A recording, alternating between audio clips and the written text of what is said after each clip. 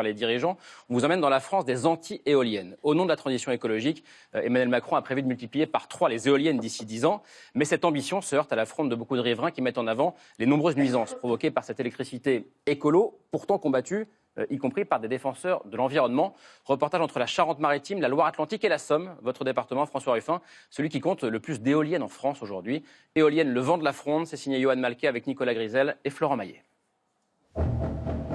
Quand on gratte un peu la peinture verte de l'éolien, on se rend compte que c'est tout sauf quelque chose d'écologique.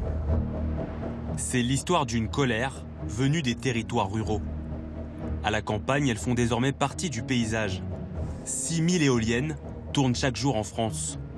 Emmanuel Macron en veut plus, 18 000 d'ici à 2030. L'électricité produite en France demain sera donc la fille en quelque sorte de l'ère du soleil, et je n'oublie pas l'eau. À l'horizon 2030, la production du parc éolien terrestre sera ainsi triplée. Mais les anti-éoliennes, eux, dénoncent une énergie beaucoup trop chère. 5 milliards de taxes sont payées par les Français chaque année pour assurer le développement de l'éolien. Nous sommes partis à la rencontre des anti-éoliennes. Les éoliennes en France ne servent à rien. Nous avons tout ce qu'il faut pour avoir toute l'énergie qu'on veut. On est en train de nous pourrir notre qualité de vie à la campagne. Et moi je dis, on est en train de devenir les gueux. Moi c'est franchement ce que je ressens. La colère, elle existe, elle est explosive. Et je vous demande instamment de faire baisser cette pression. Sans ça, ce n'est pas des gilets jaunes que vous allez avoir. Vous allez avoir des protestations locales beaucoup plus violentes.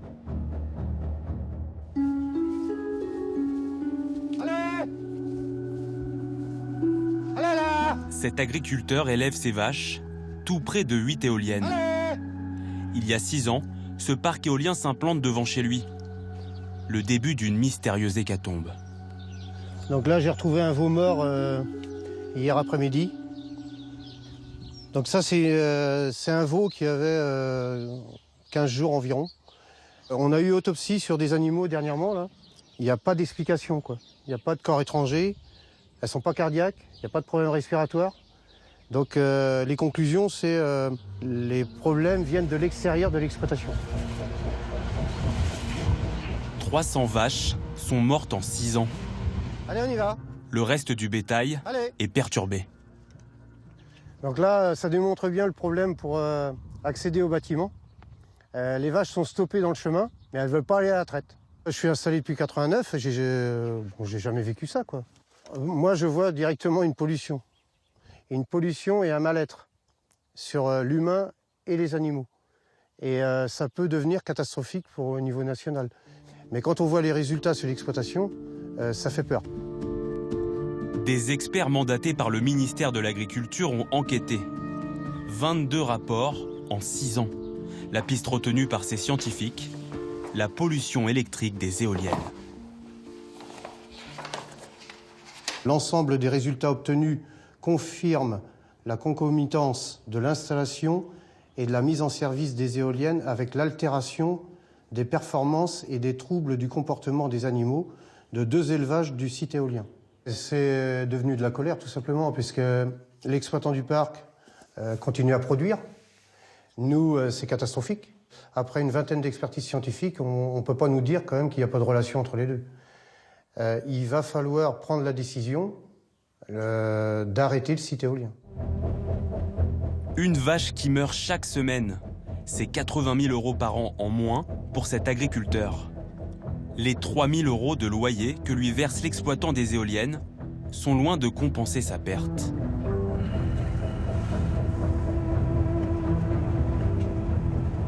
Un jour, il y a un promoteur qui est venu me proposer de mettre une éolienne chez moi. Et donc là, j'y ai réfléchi et puis je me suis informé beaucoup. Évidemment, il y avait un intérêt économique qui était loin d'être négligeable. Vous a proposé combien ? 10 000. Cet autre agriculteur a refusé l'installation d'éoliennes dans ses champs. Le début de son combat pour préserver les paysages de sa campagne. On voit le clocher du petit village qui est entre 2 énormes éoliennes.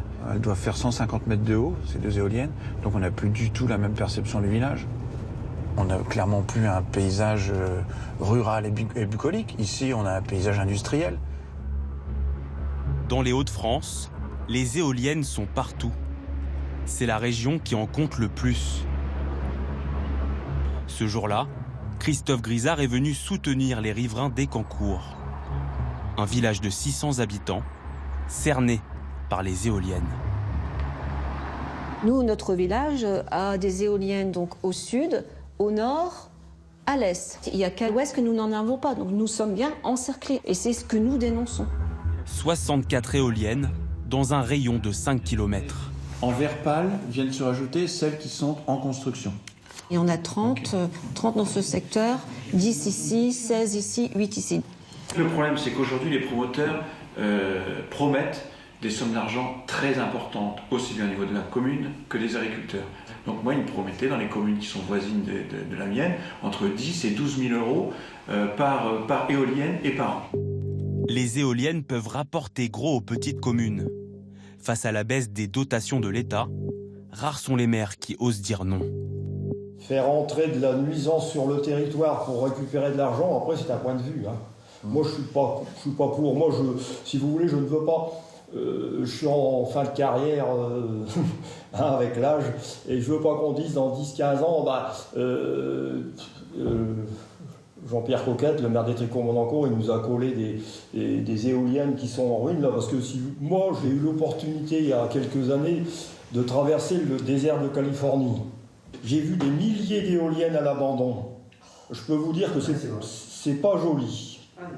Hein, des milliers d'éoliennes qui sont là. Des milliers de mâts à l'abandon. C'est le cauchemar des anti-éoliennes, ici en France. La durée de vie des machines est de 20 ans.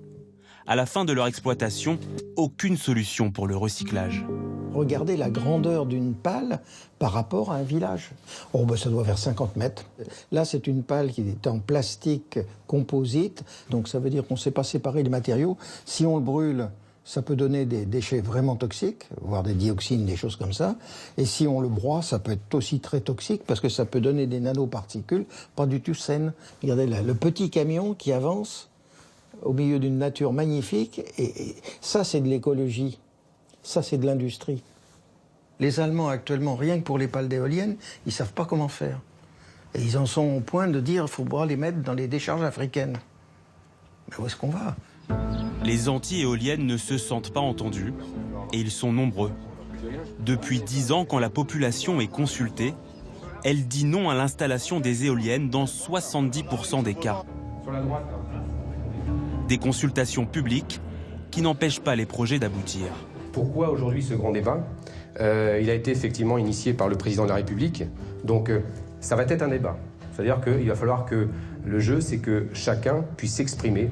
À Varzé, en Charente-Maritime, ce soir-là, les anti-éoliennes monopolisent le micro. Alors on n'est pas du tout contre les énergies renouvelables, loin de là, on a pas mal de propositions dans ce sens.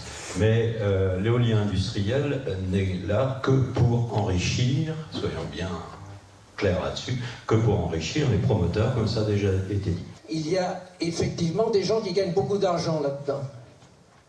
Mais c'est pas nous.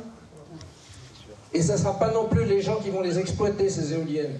Et qu'est-ce qui se passe de surcroît dans les villages? Moi qui suis à l'extérieur et qui vois comment ça se passe, il y a une zizanie qui est en train de se faire entre les gens, et on va vers quoi? Et tout ça pour qui? Je suis aussi élu de ma commune. Et je trouve, aujourd'hui, en plus, on se moque des élus. En ce qui me concerne, on fera de moi un révolutionnaire. Parce que, d'ores et déjà, aux prochaines élections municipales, je ne me représenterai pas. Il y a beaucoup de mandats que j'essaie de tomber de côté. Mais si j'ai des éoliennes sous mes fenêtres, personnellement, je ne répondrai plus de rien. Voilà. Après les gilets jaunes, les anti-éoliennes. Une autre colère de la France rurale, un autre dossier chaud pour le gouvernement. Reportage signé Johan Malka pour ses politiques. Thomas, quand vous avez vu le reportage, ça vous a fait penser à une théorie.